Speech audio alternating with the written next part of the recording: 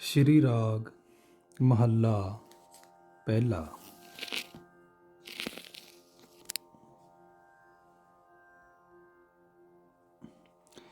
ਹੇ ਪ੍ਰਭੂ ਜੀ, ਹਰੇਕ ਸ਼ੈ ਦਾ ਪੈਦਾ ਕਰਨ ਵਾਲਾ ਤੂੰ ਆਪ ਹੀ ਹੈ। ਹੇ ਪ੍ਰਭੂ, ਜਿਵੇਂ ਤੈਨੂੰ ਚੰਗਾ ਲੱਗੇ ਮੈਨੂੰ ਆਪਣੇ ਨਾਮ ਵਿੱਚ ਜੋੜੀ ਰੱਖ। ਹੇ ਹਰੀ, ਮਿਹਰ ਕਰ ਮੈਨੂੰ ਤੇਰਾ ਨਾਮ ਮਿਲ ਜਾਏ। ਤੇਰਾ ਨਾਮ ਹੀ ਮੇਰੇ ਵਾਸਤੇ ਚੰਗੇ ਤੋਂ ਚੰਗਾ ਕਰਤੱਵ ਹੈ। ਰਹਾਉ। ਪ੍ਰਭੂ ਆਪ ਹੀ ਆਪਣੇ ਗੁਣ ਹੈ।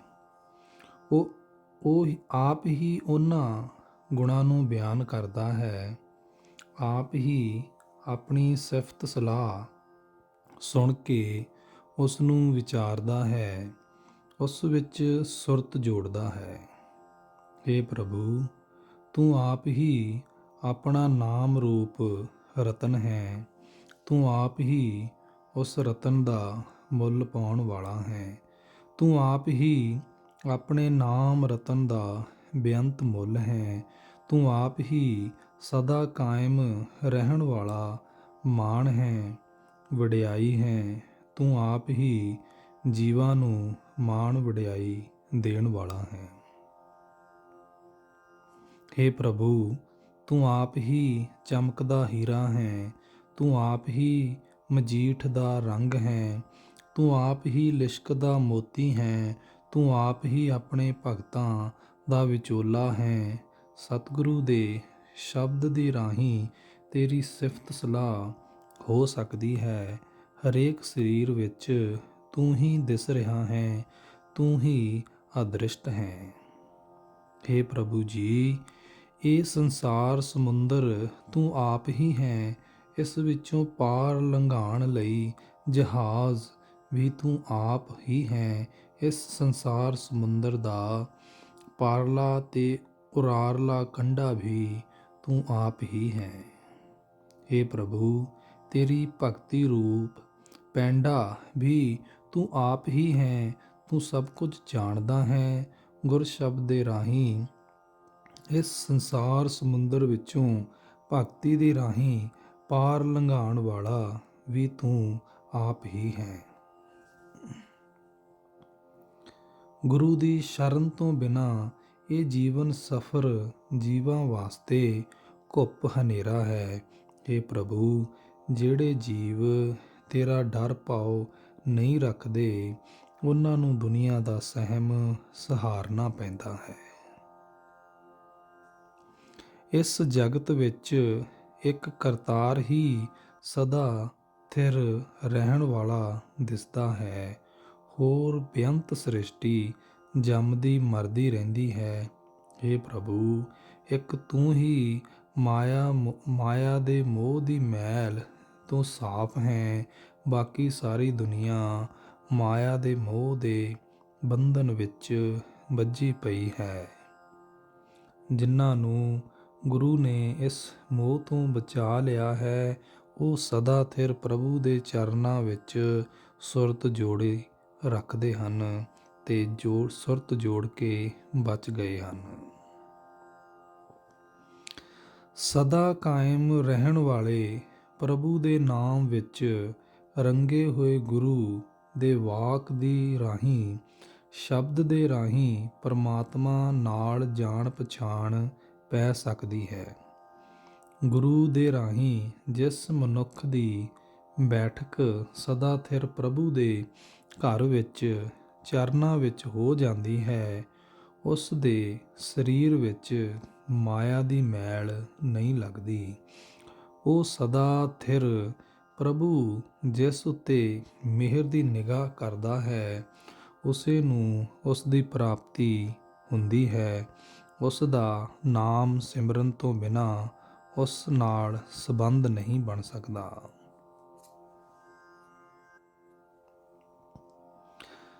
ਜਿਨ੍ਹਾਂ ਬੰਦਿਆਂ ਨੇ ਸਦਾ ਰਹਿਣ ਵਾਲੇ ਪ੍ਰਭੂ ਨਾਲ ਸਾਂਝ ਪਾਈ ਹੈ, ਉਹ ਸਦਾ ਹੀ ਆਤਮਿਕ ਆਨੰਦ ਮਾਣਦੇ ਹਨ। ਉਹ ਆਪਣੀ ਹਉਮੈ ਅਤੇ ਮਾਇਆ ਵਾਲੀ ਤ੍ਰਿਸ਼ਨਾ ਮਾਰ ਕੇ ਸਦਾ ਥਿਰ ਪ੍ਰਭੂ ਦੇ ਨਾਮ ਨੂੰ ਆਪਣੇ ਹਿਰਦੇ ਵਿੱਚ ਟਿਕਾ ਕੇ ਰੱਖਦੇ ਹਨ। ਜਗਤ ਵਿੱਚ ਆਉਣ ਦਾ ਪਰਮਾਤਮਾ ਦਾ ਇੱਕ ਨਾਮ ਹੀ ਲਾਭ ਹੈ ਜੋ ਮਨੁੱਖ ਨੂੰ ਖੱਟਣਾ ਚਾਹੀਦਾ ਹੈ, ਤੇ ਇਹ ਨਾਮ ਗੁਰੂ ਦੀ ਦੱਸੀ ਸਿੱਖਿਆ ਦੇ ਰਾਹੀਂ ਹੀ ਮਿਲ ਸਕਦਾ ਹੈ। ਹੇ ਵਣਜਾਰੇ ਜੀਵ, ਸਦਾ ਥਿਰ ਰਹਿਣ ਵਾਲੀ ਨਾਮ ਦੀ ਰਾਸ ਪੂੰਜੀ ਨੂੰ ਹੀ ਜੋੜਨਾ ਚਾਹੀਦਾ ਹੈ। ਇਸ ਵਿੱਚੋਂ ਉਹ ਨਫਾ ਪੈਦਾ ਹੁੰਦਾ ਹੈ ਜੋ ਸਦਾ ਕਾਇਮ ਰਹਿੰਦਾ ਹੈ। ਜਿਹੜਾ ਮਨੁੱਖ ਸਦਾ ਥਿਰ ਪ੍ਰਭੂ ਦੀ ਭਗਤੀ ਕਰਦਾ ਹੈ, ਉਸ ਤੇ ਅਰਦਾਸ ਕਰਦਾ ਹੈ, ਉਹ ਸਦਾ ਥਿਰ ਹਜ਼ੂਰੀ ਵਿੱਚ ਬੈਠਦਾ ਹੈ। ਉਹ ਉਸ ਦੀ ਸਦਾ ਥਿਰ ਹਜ਼ੂਰੀ ਵਿੱਚ ਬੈਠਦਾ ਹੈ।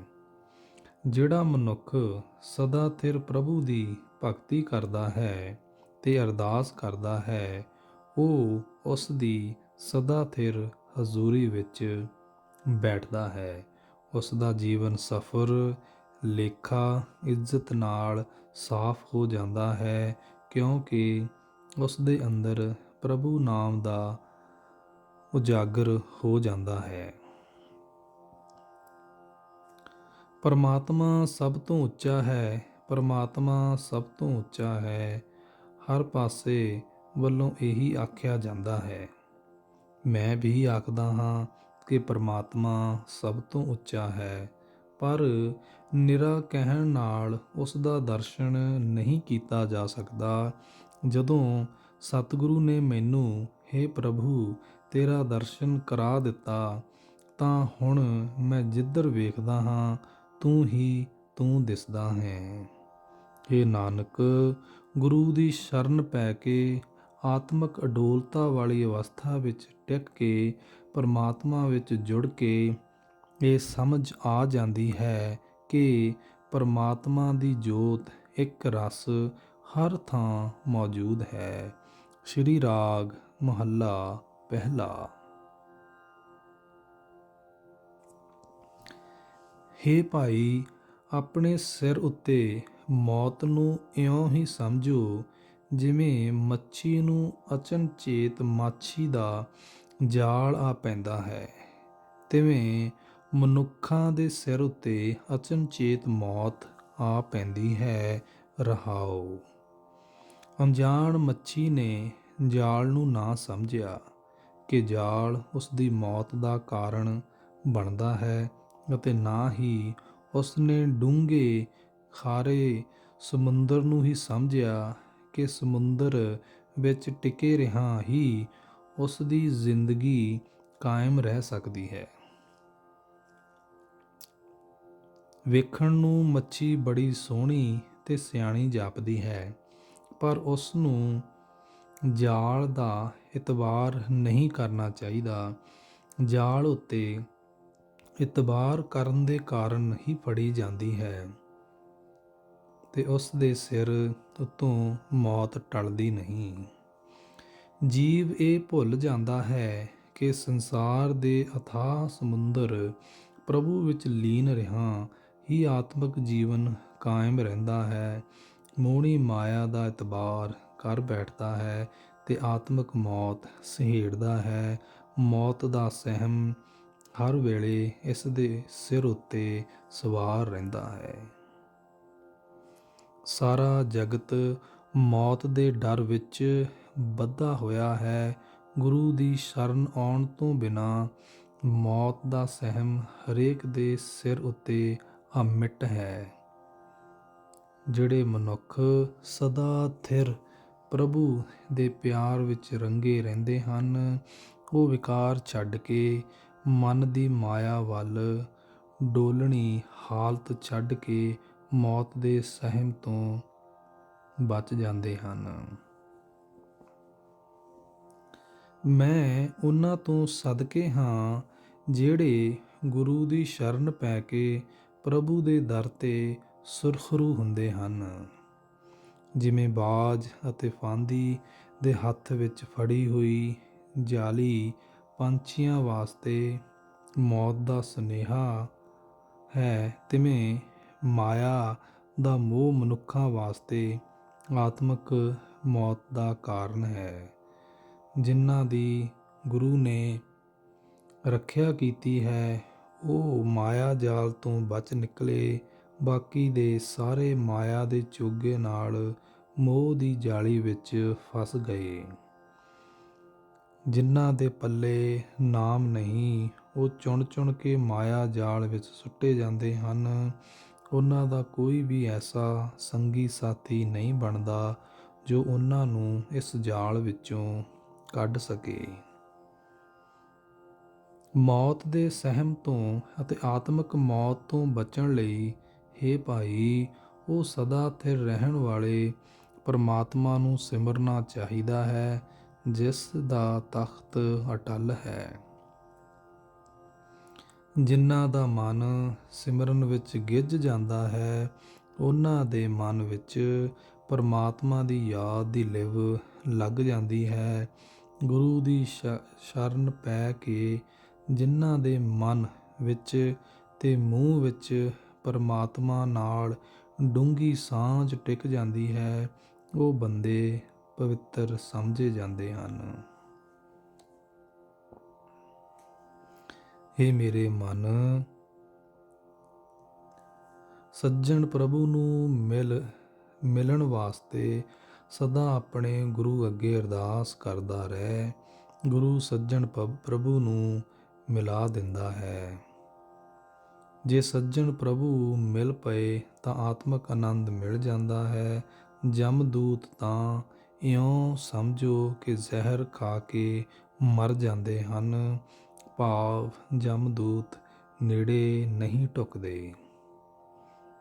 ਜੇ ਸੱਜਣ ਪ੍ਰਭੂ ਮਿਲ ਪਏ ਤਾਂ ਮੈਂ ਉਸ ਦੇ ਨਾਮ ਵਿੱਚ ਸਦਾ ਟਿਕਿਆ ਰਹਿ ਕੇ ਉਸ ਦਾ ਨਾਮ ਸਦਾ ਲਈ ਮੇਰੇ ਮਨ ਵਿੱਚ ਆ ਵਸਦਾ ਹੈ।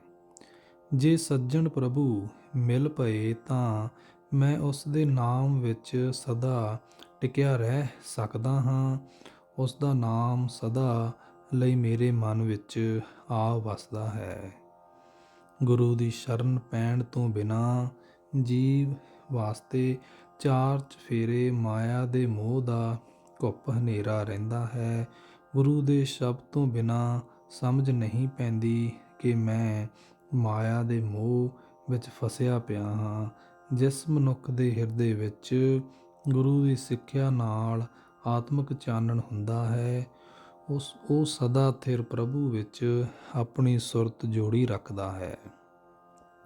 ਉਸ ਆਤਮਿਕ ਅਵਸਥਾ ਵਿੱਚ ਮੌਤ ਦਾ ਡਰ ਪਹੁੰਚਦਾ ਹੀ ਨਹੀਂ, ਕਿਉਂਕਿ ਜੀਵ ਦੀ ਜੋਤੀ ਪਰਮਾਤਮਾ ਦੀ ਜੋਤੀ ਵਿੱਚ ਲੀਨ ਰਹਿੰਦੀ ਹੈ। ਹੇ ਪ੍ਰਭੂ, ਤੂੰ ਹੀ ਮੇਰਾ ਮਿੱਤਰ ਹੈ, ਤੂੰ ਹੀ ਮੇਰੇ ਦੁੱਖ ਦਰਦ ਜਾਣਨ ਵਾਲਾ ਹੈ। ਤੂੰ ਆਪ ਹੀ ਮੈਨੂੰ ਆਪਣੇ ਚਰਨਾਂ ਵਿੱਚ ਮਿਲਾਉਣ ਦੇ ਸਮਰੱਥ ਹੈ। ਗੁਰੂ ਦੇ ਸ਼ਬਦ ਦੇ ਰਾਹੀਂ ਹੀ ਤੇਰੀ ਸਿਫਤ ਸਲਾਹ ਕੀਤੀ ਜਾ ਸਕਦੀ ਹੈ। ਉਂਝ ਤਾਂ ਤੇਰੇ ਗੁਣਾਂ ਦਾ ਅੰਤ, ਤੇਰੇ ਗੁਣਾਂ ਦਾ ਪਾਰਲਾ ਔਰਲਾ ਬੰਨਾ ਲੱਭਿਆ ਨਹੀਂ ਜਾ ਸਕਦਾ।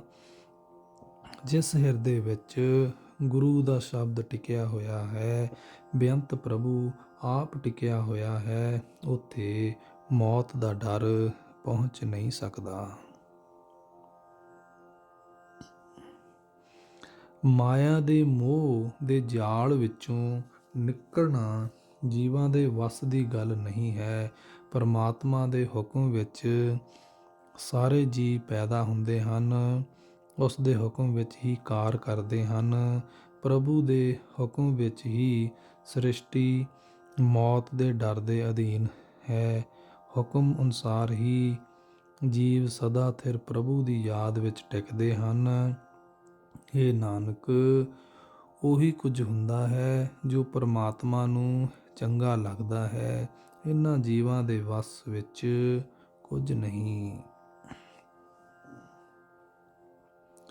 ਸ਼੍ਰੀ ਰਾਗ ਮਹੱਲਾ ਪਹਿਲਾ। ਹੇ ਭੋਲੀ ਜੀਵ ਇਸਤਰੀਏ, ਜੋ ਆਪਣੇ ਅੰਦਰ ਆਤਮਿਕ ਸੁੱਖ ਦੇਣ ਵਾਲੇ ਗੁਣਾਂ ਤੋਂ ਸੱਖਣੀ ਹੈ, ਉਸ ਨੂੰ ਬਾਹਰੋਂ ਕਿਸੇ ਹੋਰ ਤਰੀਕੇ ਨਾਲ ਆਤਮਿਕ ਸੁੱਖ ਨਹੀਂ ਮਿਲ ਸਕਦਾ। ਹੇ ਭੋਲੀ ਜੀਵ ਇਸਤਰੀਏ, ਜੋ ਆਪਣੇ ਅੰਦਰ ਆਤਮਿਕ ਸੁੱਖ ਦੇਣ ਵਾਲੇ ਗੁਣਾਂ ਤੋਂ ਸੱਖਣੀ ਹੈ, ਉਸ ਨੂੰ ਬਾਹਰੋਂ ਹੋਰ ਕਿਸੇ ਤਰੀਕੇ ਨਾਲ ਆਤਮਿਕ ਸੁੱਖ ਨਹੀਂ ਮਿਲ ਸਕਦਾ। ਆਤਮਿਕ ਸੁੱਖ ਉਸ ਨੂੰ ਹੀ ਹੈ ਜੋ ਸਦਾ ਕਾਇਮ ਰਹਿਣ ਵਾਲੇ ਪ੍ਰਭੂ ਵਿੱਚ ਲੀਨ ਰਹਿੰਦੀ ਹੈ, ਜੋ ਗੁਰੂ ਦੇ ਸ਼ਬਦ ਵਿੱਚ ਜੁੜੀ ਹੋਈ ਹੈ, ਜੋ ਪ੍ਰਭੂ ਦੇ ਪਿਆਰ ਵਿੱਚ ਮਸਤ ਹੈ। ਪ੍ਰਭੂ ਪਤੀ ਦੇ ਸੁੱਖ ਉਹੀ ਜੀਵ ਇਸਤਰੀ ਆਨੰਦ ਨਾਲ ਮਾਣਦੀ ਹੈ। ਰਹਾਓ। ਜੇ ਜੀਵ ਦਾ ਮਨ ਵਿਕਾਰਾਂ ਦੀ ਛੋਹ ਨਾਲ ਜੂਠਾ ਹੋ ਚੁੱਕਾ ਹੈ, ਤਾਂ ਉਸ ਦੇ ਸਰੀਰ ਵਿੱਚ ਵੀ ਝੂਠ ਹੀ ਝੂਠ ਹੈ। ਸਾਰੇ ਗਿਆਨ ਇੰਦਰੇ ਵਿਕਾਰਾਂ ਵੱਲ ਹੀ ਦੌੜਦੇ ਹਨ।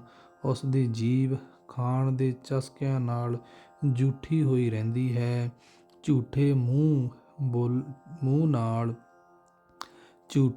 ਨਾਲ ਬੋਲਣ ਦਾ ਹੀ ਸੁਭਾਅ ਬਣ ਜਾਂਦਾ ਹੈ। ਅਜਿਹਾ ਜੀਵ ਕਿਸੇ ਬਾਹਰਲੇ ਸੁੱਚ ਆਦਿਕ ਕਰਮ ਨਾਲੋਂ ਸੁੱਚਾ ਨਹੀਂ ਹੋ ਸਕਦਾ। ਗੁਰੂ ਦੇ ਸ਼ਬਦ ਜਲ ਤੋਂ ਬਿਨਾਂ ਮਨ ਮਾਂਜਿਆ ਨਹੀਂ ਜਾ ਸਕਦਾ, ਤੇ ਇਹ ਸੱਚ ਸਿਮਰਨ ਸਦਾ ਥਿਰ ਪ੍ਰਭੂ ਤੋਂ ਹੀ ਮਿਲਦਾ ਹੈ।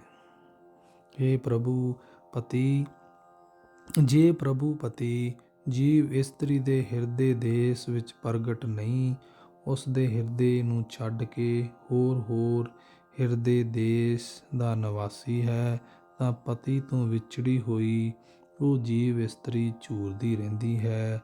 ਅੰਦਰੇ ਅੰਦਰ ਚਿੰਤਾ ਨਾਲ ਖਾਧੀ ਜਾਂਦੀ ਹੈ। ਜਿਵੇਂ ਥੋੜ੍ਹੇ ਪਾਣੀ ਵਿੱਚ ਮੱਛੀ ਤੜਫਦੀ ਹੈ, ਤਿਵੇਂ ਉਹ ਤਰਲੇ ਲੈਂਦੀ ਰਹਿੰਦੀ ਹੈ। ਆਤਮਿਕ ਸੁੱਖ ਤਦੋਂ ਹੀ ਮਿਲਦਾ ਹੈ ਜਦੋਂ ਪ੍ਰਭੂ ਪਤੀ ਨੂੰ ਜੀਵ ਇਸਤਰੀ ਚੰਗੀ ਲੱਗੇ, ਜਦੋਂ ਉਹ ਆਪ ਉਸ ਉੱਤੇ ਮਿਹਰ ਦੀ ਨਜ਼ਰ ਕਰੇ। ਹੇ ਜੀਵ ਇਸਤਰੀ, ਤੂੰ ਸਖੀਆਂ ਸਹੇਲੀਆਂ ਨਾਲ ਮਿਲ ਕੇ, ਭਾਵ ਸਾਧ ਸੰਗਤ ਵਿੱਚ ਬੈਠ ਕੇ ਆਪਣੇ ਪਤੀ ਪ੍ਰਭੂ ਦੀ ਸਿਫਤ ਸਲਾਹ ਕਰ।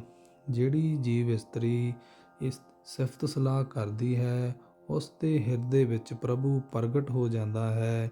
ਉਸ ਦਾ ਮਨ ਪ੍ਰਭੂ ਦੇ ਪ੍ਰੇਮ ਵਿੱਚ ਮੋਹਿਆ ਜਾਂਦਾ ਹੈ। ਉਹ ਪ੍ਰਭੂ ਦੇ ਪ੍ਰੇਮ ਰੰਗ ਵਿੱਚ ਰੰਗੀ ਹੋਈ ਉਸ ਦਾ ਦਰਸ਼ਨ ਕਰਦੀ ਹੈ। ਗੁਰੂ ਦੇ ਸ਼ਬਦ ਦੀ ਬਰਕਤ ਨਾਲ ਉਸ ਦਾ ਜੀਵਨ ਸੰਵਰ ਜਾਂਦਾ ਹੈ। ਗੁਣਾਂ ਨਾਲ ਉਹ ਸੋਹਣੀ ਬਣ ਜਾਂਦੀ ਹੈ, ਤੇ ਪਤੀ ਪ੍ਰਭੂ ਉਸ ਨੂੰ ਪਿਆਰ ਕਰਦਾ ਹੈ। ਗੁਣ ਤੋਂ ਸੱਖਣੀ ਹੋਣ ਕਰਕੇ ਜਿਹੜੀ ਜੀਵ ਇਸਤਰੀ ਅੰਦਰੋਂ ਖੋਟੀ ਹੈ ਤੇ ਔਗੁਣਾਂ ਨਾਲ ਭਰੀ ਹੋਈ ਹੈ, ਉਸ ਦਾ ਜੀਵਨ ਵਿਅਰਥ ਚਲਾ ਜਾਂਦਾ ਹੈ। ਨਾ ਇਸ ਲੋਕ ਵਿੱਚ ਨਾ ਪਰਲੋਕ ਵਿੱਚ ਕਿਤੇ ਵੀ ਉਸ ਨੂੰ ਆਤਮਿਕ ਸੁੱਖ ਨਹੀਂ ਮਿਲਦਾ। ਝੂਠ ਵਿੱਚ, ਵਿਕਾਰ ਵਿੱਚ ਉਹ ਸੜ ਜਾਂਦੀ ਹੈ। ਉਸ ਦਾ ਆਤਮਿਕ ਜੀਵਨ ਸੜ ਜਾਂਦਾ ਹੈ। ਉਸ ਦੇ ਵਾਸਤੇ ਜਨਮ ਮਰਨ ਦਾ ਔਖਾ ਗੇੜ ਬਣਿਆ ਰਹਿੰਦਾ ਹੈ, ਕਿਉਂਕਿ ਕੰਤ ਪ੍ਰਭੂ ਨੇ ਉਸ ਨੂੰ ਭੁਲਾ ਦਿੱਤਾ ਹੁੰਦਾ ਹੈ। ਪਰ ਉਹ ਪਤੀ ਪ੍ਰਭੂ ਦੀ ਸੋਹਣੀ ਨਾਰ ਸੀ। ਉਹ ਕਿਸ ਸਵਾਦ ਵਿੱਚ ਫਸਣ ਕਰਕੇ ਚੁੱਟੜ ਹੋ ਗਈ। ਉਹ ਕਿਉਂ ਵਿਅਰਥ ਫਜ਼ੂਲ ਬੋਲਦੀ ਹੈ, ਜੋ ਪਤੀ ਪ੍ਰਭੂ ਨਾਲ ਮਿਲਾਪ ਵਾਸਤੇ ਕੰਮ ਨਹੀਂ ਦੇ ਸਕਦੇ। ਉਹ ਜੀਵ ਇਸਤਰੀ ਪ੍ਰਭੂ ਨੂੰ ਭੁਲਾ ਕੇ ਮਾਇਆ ਦੇ ਸਵਾਦ ਵਿੱਚ ਫਸਣ ਕਰਕੇ ਚੁੱਟੜ ਹੋਈ। ਤਾਈਓਂ ਉਸ ਨੂੰ ਪ੍ਰਭੂ ਦੇ ਮਹਿਲ ਵਿੱਚ ਟਿਕਣ ਲਈ ਆਸਰਾ ਨਹੀਂ ਮਿਲਦਾ। ਮਾਇਆ ਦਾ ਮੋਹ ਉਸ ਨੂੰ ਭਟਕਣਾ ਵਿੱਚ ਪਾਈ ਰੱਖਦਾ ਹੈ। ਪੰਡਤ ਲੋਕ ਧਾਰਮਿਕ ਪੁਸਤਕਾਂ ਪੜ੍ਹਦੇ ਹਨ, ਪਰ ਅੰਦਰੋਂ ਗੁਣਹੀਣ ਹੋਣ ਕਰਕੇ ਉਹਨਾਂ ਪੁਸਤਕਾਂ ਦੀ ਵਿਚਾਰ ਨਹੀਂ ਸਮਝਦੇ। ਹੋਰਨਾਂ ਨੂੰ ਹੀ ਮੱਤਾਂ ਦੇ ਕੇ ਜਗਤ ਤੋਂ ਚਲੇ ਜਾਂਦੇ ਹਨ। ਉਹਨਾਂ ਦਾ ਇਹ ਸਾਰਾ ਉਦਮ ਮਾਇਆ ਕਮਾਉਣ ਲਈ ਵਪਾਰ ਹੀ ਬਣਿਆ ਰਹਿ ਜਾਂਦਾ ਹੈ। ਸਾਰਾ ਜਗਤ ਝੂਠੀ ਕਥਨੀ ਵਿੱਚ ਹੀ ਭਟਕਦਾ ਰਹਿੰਦਾ ਹੈ। ਭਾਵ ਆਮ ਤੌਰ 'ਤੇ ਜੀਵਾਂ ਦੇ ਅੰਦਰ ਝੂਠ ਫਰੇਬ ਤੇ ਬਾਹਰ ਗਿਆਨ ਦੀਆਂ ਗੱਲਾਂ ਹਨ। ਪ੍ਰਭੂ ਦੀ ਸਿਫਤ ਸਲਾਹ ਦਾ ਸ਼ਬਦ ਹਿਰਦੇ ਵਿੱਚ ਟਿਕਾਈ ਰੱਖਣਾ ਹੀ ਸ੍ਰੇਸ਼ਟ ਰਹਿਣੀ ਹੈ। ਅਨੇਕਾਂ ਹੀ ਪੰਡਤ ਜੋਤਸ਼ੀ ਆਦਿਕ ਵੇਦਾਂ ਦੇ ਮੰਤਰਾਂ ਨੂੰ ਵਿਚਾਰਦੇ ਹਨ।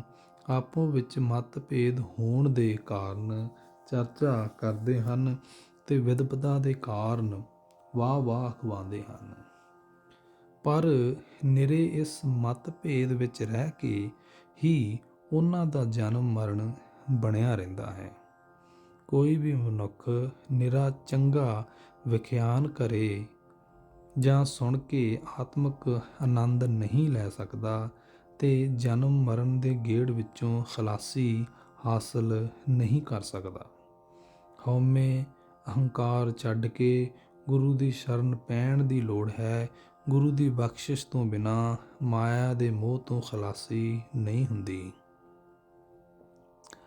ਜਿਹੜੀਆਂ ਜੀਵ ਇਸਤਰੀਆਂ ਪ੍ਰਭੂ ਪਤੀ ਨੂੰ ਪਿਆਰੀਆਂ ਲੱਗਦੀਆਂ ਹਨ, ਉਹ ਸਾਰੀਆਂ ਗੁਣਾਂ ਵਾਲੀਆਂ ਆਖੀਆਂ ਜਾਂਦੀਆਂ ਹਨ। ਪਰ ਮੇਰੇ ਅੰਦਰ ਕੋਈ ਐਸਾ ਗੁਣ ਨਹੀਂ ਹੈ ਜਿਸ ਦੀ ਬਰਕਤ ਨਾਲ ਮੈਂ ਪ੍ਰਭੂ ਪਿਆਰ ਨੂੰ ਆਪਣੇ ਹਿਰਦੇ ਵਿੱਚ ਵਸਾ ਸਕਾਂ। ਜੇ ਉਹ ਹਰੀ ਪਤੀ ਪ੍ਰਭੂ ਮੈਨੂੰ ਪਿਆਰਾ ਲੱਗਣ ਲੱਗ ਪਵੇ ਤਾਂ ਵੀ ਮੈਂ ਉਸ ਦੀ ਸੋਹਣੀ ਨਾਰ ਬਣ ਜਾਵਾਂ। ਇਹ ਨਾਨਕ ਗੁਰੂ ਦੇ ਸ਼ਬਦ ਵਿੱਚ ਜੁੜ ਕੇ ਜਿਸ ਨੇ ਪ੍ਰਭੂ ਚਰਨਾਂ ਨਾਲ ਸੋਹਣਾ ਮਿਲਾਪ ਹਾਸਲ ਕਰ ਲਿਆ ਹੈ, ਉਸ ਦਾ ਉਸ ਤੋਂ ਫਿਰ ਵਿਛੋੜਾ ਨਹੀਂ ਹੁੰਦਾ। ਸ਼੍ਰੀ ਰਾਗ ਮਹੱਲਾ ਪਹਿਲਾ। ਹੇ ਭੋਲੀ ਜੀਵ ਇਸਤਰੀ, ਆਤਮਿਕ ਗੁਣਾਂ ਤੋਂ ਬਿਨਾਂ ਆਤਮਿਕ ਸੁੱਖ ਨਹੀਂ ਹੋ ਸਕਦਾ ਤੇ ਪਰਮਾਤਮਾ ਦੇ ਨਾਮ ਤੋਂ ਬਿਨਾਂ ਗੁਣ ਪੈਦਾ ਨਹੀਂ ਹੋ ਸਕਦੇ। ਗੁਣਾਂ ਦੀ ਖਾਤਰ ਪਰਮਾਤਮਾ ਦੇ ਗੁਣਾਂ ਦੀ ਦਾਸੀ ਬਣ, ਤਦੋਂ ਹੀ ਆਤਮਿਕ ਸੁੱਖ ਹੋਵੇਗਾ। ਔਗੁਣਾਂ ਨੂੰ ਛੱਡ ਕੇ ਹੀ ਪ੍ਰਭੂ ਚਰਨਾਂ ਵਿੱਚ ਲੀਨ ਹੋ ਸਕੀਦਾ ਹੈ। ਗੁਰੂ ਦੀ ਮੱਤ ਉੱਤੇ ਤੁਰਿਆ ਹੀ ਉਹ ਪ੍ਰਭੂ ਮਿਲਦਾ ਹੈ। ਰਹਾਓ। ਜੇ ਕਿਸੇ ਸਿੱਧੀ ਆਦਿਕ ਵਾਸਤੇ ਮੰਤਰਾਂ ਦਾ ਪਾਠ ਕੀਤਾ ਜਾਏ, ਧੂਣੀਆਂ ਆਦਿ ਤਪਾ ਕੇ ਸਰੀਰ ਨੂੰ ਕਸ਼ਟ ਦਿੱਤਾ ਜਾਏ, ਇੰਦਰੀਆਂ ਨੂੰ ਵਸ ਵਿੱਚ ਕਰਨ ਦਾ ਕੋਈ ਸਾਧਨ ਕੀਤਾ ਜਾਏ, ਕਿਸੇ ਤੀਰਥ ਉੱਤੇ ਨਿਵਾਸ ਕੀਤਾ ਜਾਏ, ਜੇ ਖਲਕਤ ਦੇ ਭਲੇ ਵਾਸਤੇ ਦਾਨ ਪੁੰਨ ਆਦਿਕ ਚੰਗੇ ਕੰਮ ਕੀਤੇ ਜਾਣ, ਪਰ ਪਰਮਾਤਮਾ ਦਾ ਸਿਮਰਨ ਨਾ ਕੀਤਾ ਜਾਏ, ਤਾਂ ਪ੍ਰਭੂ ਸਿਮਰਨ ਤੋਂ ਬਿਨਾਂ ਉੱਪਰਲੇ ਸਾਰੇ ਹੀ ਉਦਮਾਂ ਦਾ ਕੋਈ ਲਾਭ ਨਹੀਂ। ਮਨੁੱਖ ਜਿਹਾ ਬੀਜ ਬੀਜਦਾ ਹੈ, ਉਹੋ ਜਿਹਾ ਫਲ ਵੱਢਦਾ ਹੈ। ਜੇ ਸਿਮਰਨ ਨਹੀਂ ਕੀਤਾ ਤਾਂ ਆਤਮਿਕ ਗੁਣ ਕਿੱਥੋਂ ਆ ਜਾਣ ਤੇ ਆਤਮਿਕ ਗੁਣਾਂ ਤੋਂ ਬਿਨਾਂ ਜ਼ਿੰਦਗੀ ਵਿਅਰਥ ਹੈ। ਸਰਮਾਏ ਤੋਂ ਬਿਨਾਂ ਵਪਾਰੀ ਨਫੇ ਵਾਸਤੇ ਵਿਅਰਥ ਹੀ ਚੌਹੀਂ ਪਾਸੇ ਤੱਕਦਾ ਹੈ। ਜਿਹੜਾ ਮਨੁੱਖ ਆਪਣੀ ਜ਼ਿੰਦਗੀ ਦੇ ਮੂਲ ਪ੍ਰਭੂ ਨੂੰ ਨਹੀਂ ਸਮਝਦਾ, ਉਸ ਦਾ ਅਸਲ ਸਰਮਾਇਆ ਉਸ ਦੇ ਹਿਰਦੇ ਘਰ ਅੰਦਰ ਹੀ ਅਣਪਛਾਤਾ ਪਿਆ ਰਹਿੰਦਾ ਹੈ। ਨਾਸਵੰਤ ਪਦਾਰਥਾਂ ਦੀ ਵਪਾਰਨ ਜੀਵ ਇਸਤਰੀ ਕੂੜ ਵਿੱਚ ਲੱਗ ਕੇ ਆਤਮਿਕ ਗੁਣਾਂ ਵੱਲੋਂ ਲੁੱਟੀ ਜਾ ਰਹੀ ਹੈ। ਨਾਮ ਵਖਰ ਤੋਂ ਵਾਂਝੇ ਰਹਿ ਕੇ ਉਸ ਨੂੰ ਬਹੁਤ ਆਤਮਿਕ ਕਲੇਸ਼ ਵਿਆਪਦਾ ਹੈ। ਜਿਹੜਾ ਮਨੁੱਖ ਸੋਚ ਸਮਝ ਕੇ ਨਾਮ ਰਤਨ ਨੂੰ ਪਰਖਦਾ ਹੈ, ਨਾਮ ਦੀ ਕੀਮਤ ਪਾਉਂਦਾ ਹੈ, ਉਸ ਨੂੰ ਦਿਨ ਰਾਤ ਆਤਮਿਕ ਗੁਣਾਂ ਦਾ ਨਿੱਤ ਨਵਾਂ ਨਫਾ ਪੈਂਦਾ ਹੈ। ਜਿਹੜਾ ਮਨੁੱਖ ਨਾਮ ਦੇ ਵਪਾਰੀ ਸਤਸੰਗੀਆਂ ਨਾਲ ਮਿਲ ਕੇ ਨਾਮ ਦਾ ਵਣਜ ਕਰਦਾ ਹੈ, ਜੋ ਗੁਰੂ ਦੀ ਸ਼ਰਨ ਪੈ ਕੇ ਪਰਮਾਤਮਾ ਦੇ ਗੁਣਾਂ ਨੂੰ ਆਪਣੇ ਸੋਚ ਮੰਡਲ ਵਿੱਚ ਲਿਆਉਂਦਾ ਹੈ, ਉਹ ਆਪਣੇ ਹਿਰਦੇ ਵਿੱਚ ਹੀ ਆਪਣਾ ਅਸਲ ਸਰਮਾਇਆ ਲੱਭ ਲੈਂਦਾ ਹੈ ਤੇ ਆਪਣੀ ਜ਼ਿੰਦਗੀ ਦਾ ਮਨੋਰਥ ਸਿਰੇ ਚਾੜ ਕੇ ਇੱਥੋਂ ਜਾਂਦਾ ਹੈ। ਪਰਮਾਤਮਾ ਆਪ ਹੀ ਆਤਮਿਕ ਗੁਣਾਂ ਦਾ ਖਜ਼ਾਨਾ ਲੁਭਾ ਸਕਦਾ ਹੈ। ਜੇ ਉਸ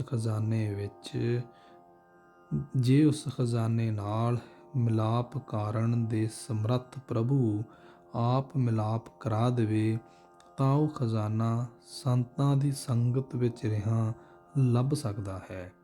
ਅਤੇ ਜਿਸ ਮਨੁੱਖ ਦੇ ਅੰਦਰ ਬੇਅੰਤ ਪ੍ਰਭੂ ਦੀ ਜੋਤ ਇੱਕ ਵਾਰ ਜਗ ਪਏ, ਉਹ ਪ੍ਰਭੂ ਚਰਨਾਂ ਵਿੱਚ ਮਿਲਿਆ ਹੋਇਆ ਮੁੜ ਵਿਛੜਦਾ ਨਹੀਂ, ਕਿਉਂਕਿ ਉਹ ਅਡੋਲ ਆਤਮਿਕ ਆਸਣ ਉੱਤੇ ਬੈਠ ਜਾਂਦਾ ਹੈ। ਉਹ ਸਦਾ ਥਿਰ ਪ੍ਰਭੂ ਵਿੱਚ ਲਿਵ ਲਾ ਲੈਂਦਾ ਹੈ। ਉਹ ਆਪਣਾ ਪ੍ਰੇਮ ਪਿਆਰ ਸਦਾ ਥਿਰ ਪ੍ਰਭੂ ਵਿੱਚ ਪਾ ਲੈਂਦਾ ਹੈ। ਗੁਰੂ ਦੀ ਮੱਤ ਉੱਤੇ ਤੁਰ ਕੇ ਜਿਨ੍ਹਾਂ ਨੇ ਆਪਣੇ ਆਪ ਨੂੰ ਪਛਾਣ ਲਿਆ ਹੈ, ਉਹਨਾਂ ਨੂੰ ਆਪਣੇ ਹਿਰਦੇ ਰੂਪ ਵਿੱਚ ਸੋਹਣੇ ਥਾਂ ਵਿੱਚ ਹੀ ਪਰਮਾਤਮਾ ਦਾ ਨਿਵਾਸ ਸਥਾਨ ਲੱਭ ਪੈਂਦਾ ਹੈ। ਸਦਾ ਥਿਰ ਪ੍ਰਭੂ ਦੇ ਪਿਆਰ ਰੰਗ ਵਿੱਚ ਰੰਗੇ ਰਹਿਣ ਦੇ ਕਾਰਨ ਉਹਨਾਂ ਨੂੰ ਉਹ ਸਦਾ ਕਾਇਮ ਰਹਿਣ ਵਾਲਾ ਪ੍ਰਭੂ ਮਿਲ ਜਾਂਦਾ ਹੈ। ਇਹ ਭੋਲੀ ਜੀਵ ਇਸਤਰੀਏ, ਜੇ ਸੱਚੇ ਪ੍ਰਭੂ ਦੇ ਨਾਮ ਵਿੱਚ ਜੁੜੇ ਰਹੀਏ ਤਾਂ ਉਸ ਸਦਾ ਥਿਰ ਪ੍ਰਭੂ ਨੂੰ ਤਿੰਨਾਂ ਭਵਨਾਂ ਵਿੱਚ ਵਿਆਪਕ ਪਛਾਣ ਲਈਦਾ ਹੈ। ਗੁਰੂ ਦੀ ਸ਼ਰਨ ਪੈ ਕੇ ਜਿਸ ਜੀਵ ਇਸਤਰੀ ਨੇ ਪ੍ਰਭੂ ਨੂੰ ਆਪਣੇ ਅੰਗ ਸੰਗ ਸਮਝ ਲਿਆ ਹੈ, ਉਹ ਜੀਵ ਇਸਤਰੀ ਸੱਚਮੁੱਚ ਸੋਹਣੇ ਜੀਵਨ ਵਾਲੀ ਹੋ ਜਾਂਦੀ ਹੈ। ਉਹ ਜੀਵ ਇਸਤਰੀ ਪ੍ਰਭੂ ਦੇ ਮਹਲ ਵਿੱਚ ਸੱਦੀ ਜਾਂਦੀ ਹੈ ਤੇ ਉਹ ਪ੍ਰਭੂ ਪਤੀ ਪ੍ਰੇਮ ਰੰਗ ਵਿੱਚ ਆ ਕੇ ਉਸ ਨੂੰ ਪਿਆਰ ਕਰਦਾ ਹੈ। ਪਤੀ ਪ੍ਰਭੂ ਨੇ ਆਤਮਿਕ ਗੁਣਾਂ ਨਾਲ ਉਸ ਨੂੰ ਅਜਿਹਾ ਮੋਹ ਲਿਆ ਹੁੰਦਾ ਹੈ ਕਿ ਉਹ ਸਦਾ ਥਿਰ ਪ੍ਰਭੂ ਵਿੱਚ ਲੀਨ ਹੋ ਕੇ ਸੁਹਾਗ ਭਾਗ ਵਾਲੀ ਨੇਕ ਬਣ ਜਾਂਦੀ ਹੈ।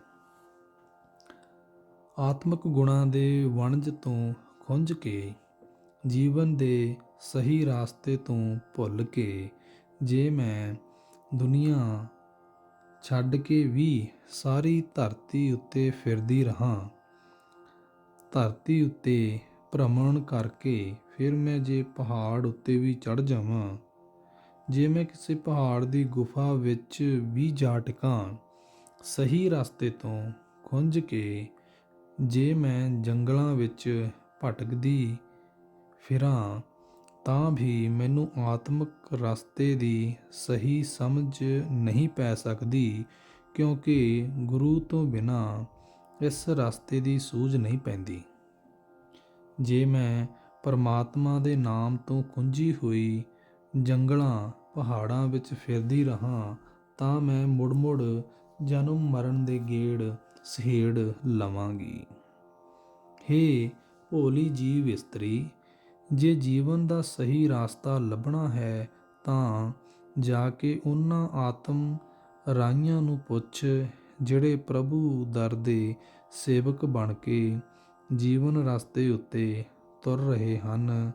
ਉਹ ਇਹ ਸ੍ਰਿਸ਼ਟੀ ਦੇ ਮਾਲਿਕ ਪਾਤਸ਼ਾਹ ਨੂੰ ਆਪਣਾ ਸਮਝਦੇ ਹਨ। ਉਹਨਾਂ ਨੂੰ ਪ੍ਰਭੂ ਪਾਤਸ਼ਾਹ ਦੇ ਦਰ ਤੇ ਘਰ ਵਿੱਚ ਜਾਣੋਂ ਕੋਈ ਰੋਕ ਨਹੀਂ ਹੁੰਦੀ। ਹੇ ਨਾਨਕ, ਉਹਨਾਂ ਨੂੰ ਹਰ ਥਾਂ ਇੱਕ ਪਰਮਾਤਮਾ ਹੀ ਮੌਜੂਦ ਦਿਸਦਾ ਹੈ। ਕਿਤੇ ਵੀ ਉਹਨਾਂ ਨੂੰ ਉਹ ਤੋਂ ਬਿਨਾਂ ਕੋਈ ਹੋਰ ਨਹੀਂ ਦਿਸਦਾ। ਸ੍ਰੀ ਰਾਗ ਮਹੱਲਾ ਪਹਿਲਾ।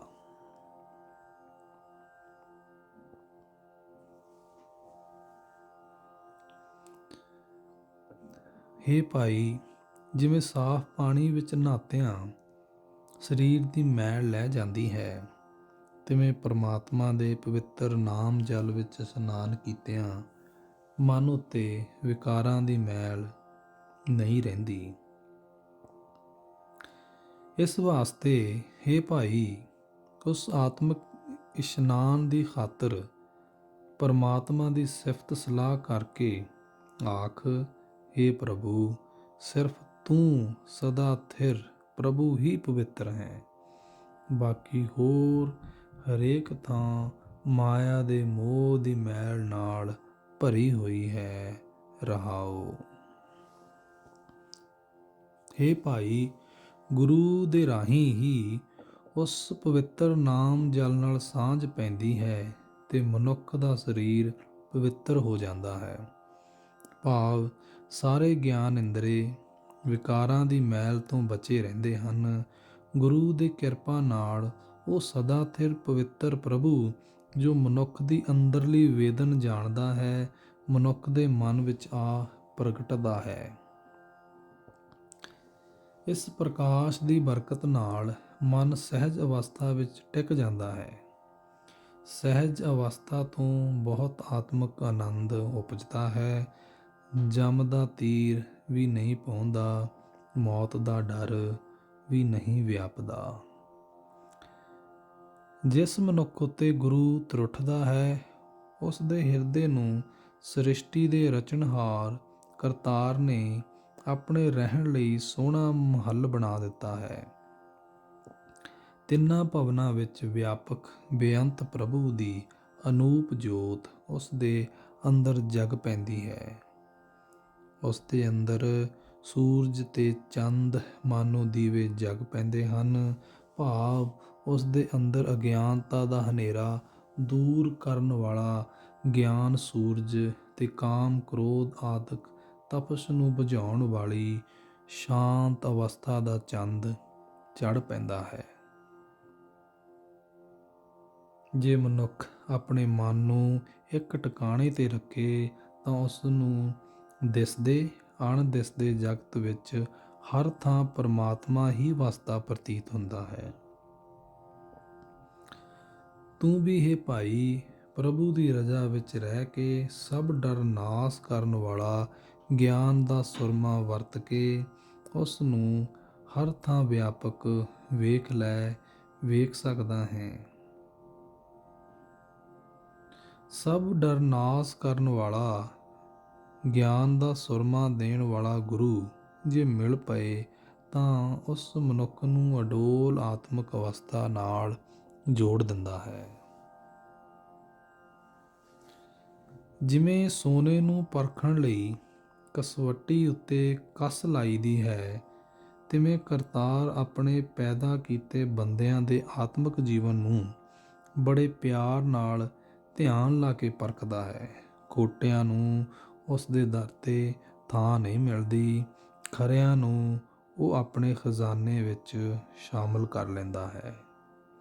ਇਹ ਭਾਈ, ਗੁਰੂ ਦੀ ਸ਼ਰਨ ਪੈ ਕੇ ਆਪਣੇ ਅੰਦਰੋਂ ਦੁਨੀਆ ਵਾਲੀਆਂ ਆਸਾਂ ਤੇ ਸਹਿਮ ਕੱਢ ਇਹ ਉਦਮ ਕਰਨ ਨਾਲ ਮਨ ਦੀ ਵਿਕਾਰਾਂ ਦੀ ਮੈਲ ਦੂਰ ਹੋ ਜਾਏਗੀ ਤੇ ਮਨ ਪ੍ਰਭੂ ਚਰਨਾਂ ਵਿੱਚ ਲੀਨ ਹੋ ਜਾਏਗਾ।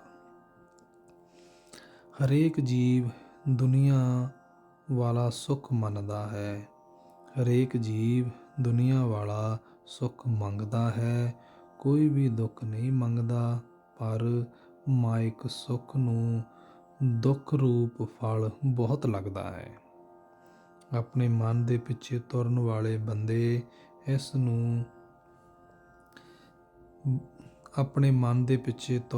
ਬੰਦੇ ਨੂੰ ਇਸ ਭੇਤ ਦੀ ਸਮਝ ਨਹੀਂ ਆਉਂਦੀ। ਉਹ ਦੁਨੀਆ ਵਾਲੇ ਸੁੱਖ ਹੀ ਮੰਗਦਾ ਰਹਿੰਦਾ ਹੈ ਤੇ ਨਾਮ ਤੋਂ ਵਾਂਝਿਆ ਰਹਿੰਦਾ ਹੈ। ਅਸਲ ਵਿੱਚ ਦੁਨੀਆ ਦੇ ਸੁੱਖ ਤੇ ਦੁੱਖ ਇੱਕੋ ਜਿਹੇ ਹੀ ਸਮਝਣੇ ਚਾਹੀਦੇ ਹਨ। ਅਸਲ ਆਤਮਿਕ ਸੁੱਖ ਤਦੋਂ ਹੀ ਮਿਲਦਾ ਹੈ ਜੇ ਗੁਰੂ ਦੇ ਸ਼ਬਦ ਦੇ ਰਾਹੀਂ ਮਨ ਨੂੰ ਵਿੰਨ ਲਿਆ ਜਾਏ। ਮਨ ਨੂੰ ਨੱਥ ਕੇ ਦੁਨੀਆ ਦੇ ਮੌਜ ਮੇਲਿਆਂ ਵੱਲੋਂ ਰੋਕ ਕੇ ਰੱਖਿਆ ਜਾਏ। ਬਿਆਸ ਰਿਸ਼ੀ ਤਾਂ ਮੁੜ ਮੁੜ ਵੇਦ ਨੂੰ ਹੀ ਉੱਚੀ ਉੱਚੀ ਉਚਾਰਦਾ ਹੈ। ਪਰ ਇਹ ਭਾਈ, ਪਰਮਾਤਮਾ ਦੀ ਸਿਫਤ ਸਲਾਹ ਦੀ ਬਾਣੀ ਪੜ੍ਹਨੀ ਚਾਹੀਦੀ ਹੈ। ਅਸੀਂ ਅਸਲੀ ਮੁਨੀ ਲੋਕ, ਸੇਵਕ ਤੇ ਸਾਧਕ ਉਹੀ ਹਨ ਜੋ ਗੁਣਾਂ ਦੇ ਖਜ਼ਾਨੇ ਪਰਮਾਤਮਾ ਦੇ ਨਾਮ ਵਿੱਚ ਰੰਗੇ ਹੋਏ ਹਨ। ਜਿਹੜੇ ਬੰਦੇ ਸਦਾ ਕਾਇਮ ਰਹਿਣ ਵਾਲੇ ਨਾਮ ਰੰਗ ਵਿੱਚ ਰੰਗੇ ਜਾਂਦੇ ਹਨ, ਉਹ ਸੰਸਾਰ ਤੋਂ ਬਾਜੀ ਜਿੱਤ ਕੇ ਜਾਂਦੇ ਹਨ। ਮੈਂ ਵੀ ਉਹਨਾਂ ਤੋਂ ਕੁਰਬਾਨ ਜਾਂਦਾ ਹਾਂ। ਪਰ ਜਿਨ੍ਹਾਂ ਦੇ ਮੂੰਹ ਵਿੱਚ ਪ੍ਰਭੂ ਦਾ ਨਾਮ ਨਹੀਂ ਹੈ, ਉਹ ਸਦਾ ਹੀ ਮੈਲੇ ਮਨ ਵਾਲੇ ਹਨ। ਉਹਨਾਂ ਦੇ ਮਨ ਵਿਕਾਰਾਂ ਦੀ ਮੈਲ ਨਾਲ ਭਰ ਜਾਂਦੇ ਹਨ। ਪਰਮਾਤਮਾ ਦੀ ਭਗਤੀ ਦੇ ਪਿਆਰ ਤੋਂ ਵਾਂਝੇ ਬੰਦਿਆਂ ਦਾ ਮੂੰਹ ਉਸ ਦੀ ਹਜ਼ੂਰੀ ਵਿੱਚ ਕਾਲਾ ਦਿਸਦਾ ਹੈ। ਉਹ ਆਪਣੀ ਇੱਜ਼ਤ ਗਵਾ ਕੇ ਜਾਂਦੇ ਹਨ। ਜਿਸ ਜੀਵ ਇਸਤਰੀ ਨੇ ਪ੍ਰਭੂ ਦਾ ਨਾਮ ਭੁਲਾ ਦਿੱਤਾ ਹੈ, ਉਸ ਦੇ ਆਤਮਿਕ ਸਰਮਾਏ ਨੂੰ ਔਗਣਾਂ ਨੇ ਲੁੱਟ ਲਿਆ ਹੈ। ਉਹ ਰੋਂਦੀ ਹੈ, ਪਛਤਾਉਂਦੀ ਹੈ। ਗੁਰੂ ਦੇ ਰਾਹੀਂ ਭਾਲ ਕਰਦਿਆਂ ਇਹ ਗੱਲ ਲੱਭ ਪੈਂਦੀ ਹੈ ਕਿ ਪਰਮਾਤਮਾ ਦਾ ਡਰ ਅਦਬ ਹਿਰਦੇ ਵਿੱਚ ਧਾਰਨ ਕੀਤਿਆਂ ਪਰਮਾਤਮਾ ਗੁਰੂ ਦਾ ਮਲਾਇਆ ਮਿਲ ਪੈਂਦਾ ਹੈ। ਜਿਹੜਾ ਮਨੁੱਖ ਗੁਰੂ ਦੀ ਸ਼ਰਨ ਪੈ ਕੇ ਆਪਣੇ ਆਪ ਨੂੰ ਪਛਾਣਦਾ ਹੈ, ਉਸ ਦਾ ਮਨ ਬਾਹਰ ਭਟਕਣੋਂ ਹਟ ਕੇ ਅੰਤਰ ਆਤਮੇ ਹੀ ਟਿਕ ਜਾਂਦਾ ਹੈ। ਉਸ ਦੀ ਹਉਮੈ ਦੂਰ ਹੋ ਜਾਂਦੀ ਹੈ, ਉਸ ਦੀ ਤ੍ਰਿਸ਼ਨਾ ਮਿਟ ਜਾਂਦੀ ਹੈ।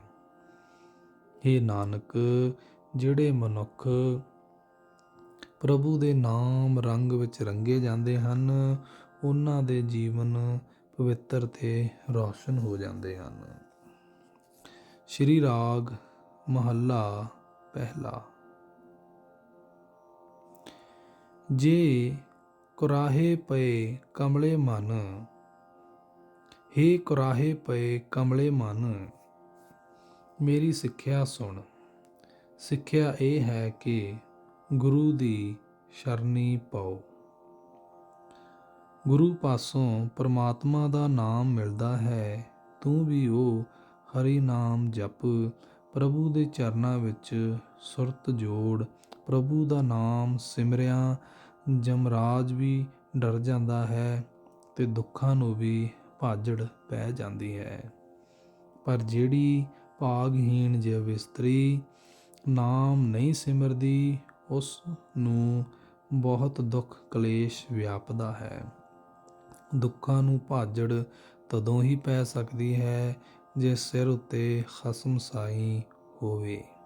ਪਰ ਜੋ ਖਸਮ ਦਾ ਨਾਮ ਕਦੇ ਚੇਤੇ ਹੀ ਨਹੀਂ ਕਰਦੀ, ਉਸ ਦੇ ਸਿਰ ਉੱਤੇ ਖਸਮ ਸਾਈ ਕਿਵੇਂ ਟਿਕਿਆ ਹੋਇਆ ਪ੍ਰਤੀਤ ਹੋਵੇ।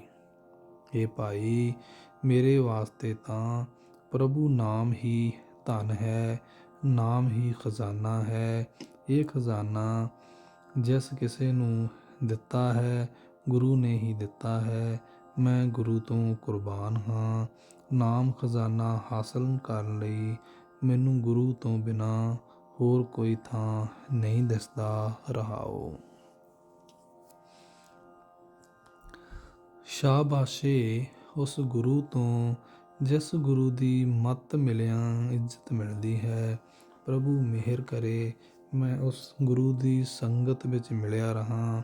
ਨਾਮ ਦੀ ਦਾਤ ਦੇਣ ਵਾਲੇ ਉਸ ਗੁਰੂ ਤੋਂ ਬਿਨਾਂ ਮੈਂ ਇੱਕ ਘੜੀ ਵੀ ਨਹੀਂ ਰਹਿ ਸਕਦਾ, ਕਿਉਂਕਿ ਨਾਮ ਤੋਂ ਬਿਨਾਂ ਮੇਰੀ ਆਤਮਿਕ ਮੌਤ ਹੋ ਜਾਂਦੀ ਹੈ। ਨਾਮ ਤੋਂ ਬਿਨਾਂ ਮੈਂ ਮਾਇਆ ਦੇ ਮੋਹ ਵਿੱਚ ਅੰਨਾ ਹੋ ਜਾਂਦਾ ਹਾਂ। ਪ੍ਰਭੂ ਮਿਹਰ ਕਰੇ ਮੈਨੂੰ ਅੰਨੇ ਨੂੰ ਉਸ ਦਾ ਨਾਮ ਨਾ ਭੁੱਲ ਜਾਏ। ਮੈਂ ਗੁਰੂ ਦਾ ਆਸਰਾ ਪਰਨਾ ਲੈ ਕੇ ਪ੍ਰਭੂ ਚਰਨਾਂ ਵਿੱਚ ਜੁੜਿਆ ਰਹਾਂ। ਪਰ ਗੁਰੂ ਵੀ ਹੋਵੇ ਤਾਂ ਸੁਜਾਖਾ ਹੋਵੇ। ਜਿਨ੍ਹਾਂ ਦਾ ਗੁਰੂ ਆਪ ਹੀ ਮਾਇਆ ਦੇ ਮੋਹ ਵਿੱਚ ਅੰਨਾ ਹੋ ਗਿਆ ਹੋਵੇ, ਉਹਨਾਂ ਚੇਲਿਆਂ ਨੂੰ ਆਤਮਿਕ ਸੁੱਖ ਦਾ ਥਾਂ ਟਿਕਾਣਾ ਨਹੀਂ ਲੱਭ ਸਕਦਾ। ਪੂਰੇ ਗੁਰੂ ਤੋਂ ਬਿਨਾਂ ਪ੍ਰਭੂ ਦਾ ਨਾਮ ਨਹੀਂ ਮਿਲਦਾ। ਨਾਮ ਤੋਂ ਬਿਨਾਂ ਹੋਰ ਕੋਈ ਸੁਚੱਜਾ ਜੀਵਨ ਮਨੋਰਥ ਨਹੀਂ ਹੋ ਸਕਦਾ। ਨਾਮ ਤੋਂ ਵਾਂਝਿਆ ਮਨੁੱਖ ਦੁਨੀਆ ਵਿੱਚ ਆਇਆ ਤੇ ਤੁਰ ਗਿਆ, ਪਛਤਾਵਾ ਹੀ ਨਾਲ ਲੈ ਗਿਆ।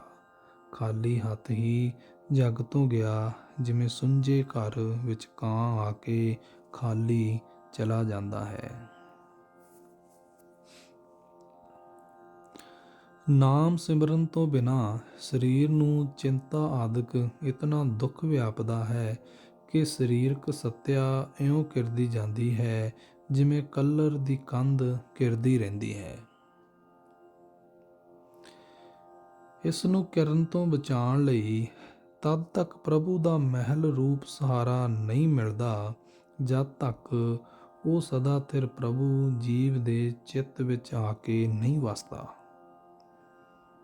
ਜੇ ਗੁਰੂ ਦੇ ਸ਼ਬਦ ਵਿੱਚ ਮਨ ਰੰਗਿਆ ਜਾਏ ਤਾਂ ਪ੍ਰਭੂ ਦੀ ਹਜ਼ੂਰੀ ਦੀ ਓਟ ਮਿਲ ਜਾਂਦੀ ਹੈ ਤੇ ਉਹ ਆਤਮਿਕ ਅਵਸਥਾ ਸਦਾ ਲਈ ਲੱਭ ਪੈਂਦੀ ਹੈ, ਜਿੱਥੇ ਕੋਈ ਵਾਸਨਾ ਨਹੀਂ ਪੋ ਸਕਦੀ।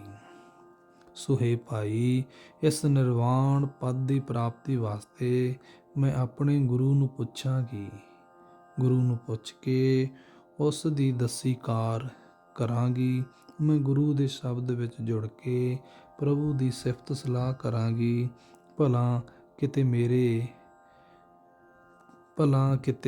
ਕਿਤੇ ਪ੍ਰਭੂ ਮੇਰੇ ਮਨ ਵਿੱਚ ਆ ਵਸੇ, ਪ੍ਰਭੂ ਦੀ ਮਿਹਰ ਹੋਏ, ਮੇਰਾ ਹਉਮੈ ਦਾ ਦੁੱਖ ਸੜ ਜਾਏ, ਸਹਿਜ ਅਵਸਥਾ ਵਿੱਚ ਟਿਕਿਆ ਮੇਰਾ ਪ੍ਰਭੂ ਨਾਲ ਸੋਹਣਾ ਮਿਲਾਪ ਹੋ ਜਾਏ, ਸਦਾ ਟਿਕੇ ਰਹਿਣ ਵਾਲੇ ਪ੍ਰਭੂ ਵਿੱਚ ਮੇਰਾ ਸਦਾ ਲਈ ਮੇਲ ਹੋ ਜਾਏ। ਜਿਹੜੇ ਬੰਦੇ ਗੁਰੂ ਦੇ ਸ਼ਬਦ ਵਿੱਚ ਰੰਗੇ ਜਾਂਦੇ ਹਨ, ਉਹ ਕਾਮ, ਕ੍ਰੋਧ ਆਦਿਕ ਵਿਕਾਰਾਂ ਨੂੰ ਤਿਆਗ ਕੇ ਪਵਿੱਤਰ ਜੀਵਨ ਵਾਲੇ ਹੋ ਜਾਂਦੇ ਹਨ। ਉਹ ਸਦਾ ਪ੍ਰਭੂ ਦਾ ਨਾਮ ਸਲਾਉਂਦੇ ਹਨ। ਉਹ ਪਰਮਾਤਮਾ ਦੀ ਯਾਦ ਨੂੰ ਸਦਾ ਆਪਣੇ ਹਿਰਦੇ ਵਿੱਚ ਟਿਕਾ ਕੇ ਰੱਖਦੇ ਹਨ। ਇਹ ਭਾਈ, ਜਿਹੜਾ ਪ੍ਰਭੂ ਸਾਰੇ ਜੀਵਾਂ ਦੀ ਜ਼ਿੰਦਗੀ ਦਾ ਆਸਰਾ ਹੈ, ਉਸ ਨੂੰ ਆਪਣੇ ਮਨੋਂ ਕਦੇ ਵੀ ਨਹੀਂ ਭੁਲਾਉਣਾ ਚਾਹੀਦਾ। ਜਿਹੜਾ ਮਨੁੱਖ ਗੁਰੂ ਦੇ ਸ਼ਬਦ ਵਿੱਚ ਜੁੜ ਕੇ ਵਿਕਾਰਾਂ ਵੱਲੋਂ ਮਰ ਜਾਂਦਾ ਹੈ, ਉਹ ਇਹ ਮਰਨੀ ਮਰ ਕੇ ਸਥਿਰ ਹੋ ਜਾਂਦਾ ਹੈ, ਵਿਕਾਰਾਂ ਦੇ ਟਾਕਰੇ ਤੇ ਤਕੜਾ ਹੋ ਜਾਂਦਾ ਹੈ। ਉਹ ਮਨੁੱਖ ਵਿਕਾਰਾਂ ਦੇ ਢਹੇ ਚੜ੍ਹ ਕੇ ਮੁੜ ਕਦੇ ਆਤਮਿਕ ਮੌਤੇ ਨਹੀਂ ਮਰਦਾ। ਇਹ ਅਟੱਲ ਆਤਮਿਕ ਜੀਵਨ ਗੁਰੂ ਦੇ ਸ਼ਬਦ ਦੇ ਰਾਹੀਂ ਹੀ ਮਿਲਦਾ ਹੈ। ਗੁਰੂ ਦੇ ਸ਼ਬਦ ਦੇ ਰਾਹੀਂ ਹੀ ਪ੍ਰਭੂ ਦੇ ਨਾਮ ਵਿੱਚ ਪਿਆਰ ਬਣਦਾ ਹੈ। ਗੁਰੂ ਦੇ ਸ਼ਬਦ ਤੋਂ ਬਿਨਾਂ ਜਗਤ ਜੀਵਨ ਰਾਹ ਤੋਂ ਖੁੰਝਿਆ ਹੋਇਆ ਭਟਕਦਾ ਹੈ ਤੇ ਮੁੜ ਮੁੜ ਜੀਵਨ ਮਰਨ ਦੇ ਗੇੜ ਵਿੱਚ ਪਿਆ ਰਹਿੰਦਾ ਹੈ। ਸਾਰੀ ਦੁਨੀਆ ਆਪਣੇ ਆਪ ਨੂੰ ਸਲਾਹੁੰਦੀ ਹੈ ਕਿ ਸਾਡੀ ਵਧੇਕ ਤੋਂ ਵਧੇਕ ਵਡਿਆਈ ਇੱਜ਼ਤ ਹੋਵੇ। ਆਪਣੇ ਮਨ, ਆਪਣੇ ਆਪ ਦੀ ਸੂਝ ਤੋਂ ਬਿਨਾਂ ਇਹ ਲਾਲਸਾ ਬਣੀ ਹੀ ਰਹਿੰਦੀ ਹੈ। ਗੁਰੂ ਦੀ ਸ਼ਰਨ ਪੈਣ ਤੋਂ ਬਿਨਾਂ ਆਪਣੇ ਆਪ ਦੀ ਪਛਾਣ ਨਹੀਂ ਹੋ ਸਕਦੀ। ਗਿਆਨ ਦੀਆਂ ਗੱਲਾਂ ਨਿਰੀਆਂ ਕਹਿਣ ਸੁਣਨ ਨਾਲ ਕੁਝ ਨਹੀਂ ਬਣਦਾ। ਇਹ ਨਾਨਕ, ਗੁਰੂ ਦੇ ਸ਼ਬਦ ਦੇ ਰਾਹੀਂ ਹੀ ਆਪਣਾ ਆਪ ਪਛਾਣਿਆ ਜਾ ਸਕਦਾ ਹੈ। ਜਿਹੜਾ ਮਨੁੱਖ ਆਪੇ ਦੀ ਪਛਾਣ ਕਰ ਲੈਂਦਾ ਹੈ, ਉਹ ਆਪਣੀ ਵਡਿਆਈ ਦੀਆਂ ਗੱਲਾਂ ਨਹੀਂ ਕਰਦਾ।